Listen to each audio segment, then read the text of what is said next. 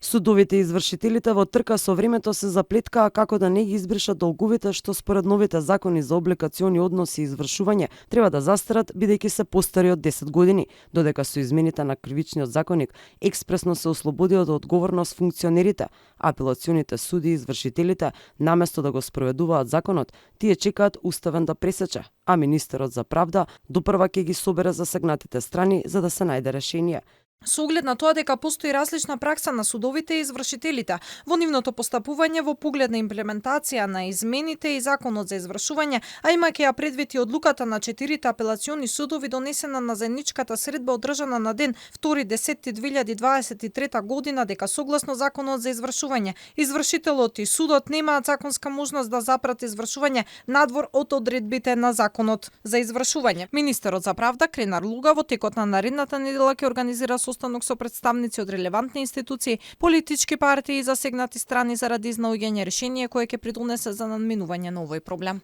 Извршителите прават кривично дело со тоа што не бришат стари долгови, затоа што законот за облигациони односи е на сила веќе 3 месеци, обвинува граѓанската активистка Ана Глегорова. На неа не е јасно зошто со измените на КАЗе функционерите се ослободени веднаш, иако и за овој закон има иницијативи да уставен. Од една страна пуштаат тешки криминалци кои го подривале државниот поредок, правниот поредок,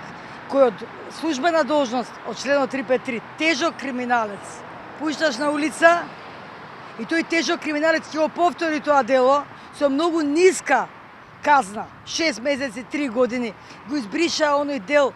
што е за јавните набавки. 99% криминалот лежи на тие јавни набавки. Во меѓувреме, адвокати, Евана, Адвокатска комора, Комора на извршители, Македонска банкарска асоциација, вкупно 13 иницијативи се доставени до Уставен суд за окинување на застарувањето на долговите. Подносителите кои што си ги бараат парите од старите долгови во иницијативите до Уставен наведуваат дека должниците се привилегирани. Додека се чека Уставен да пресече, граѓаните се жалат дека извршителите не само што не сакаат да чујат за бришење на долгови, туку се дрски и доколку должниците се вработени со договор на дело, воопшто не сакаат да зборуваат за начин на исплата на долгот на рати. Околу 243.000 сметки на физички и правни лица се уште се блокирани, иако од јули оваа година со закон на сите должници постари од 10 години им се бришат долговите.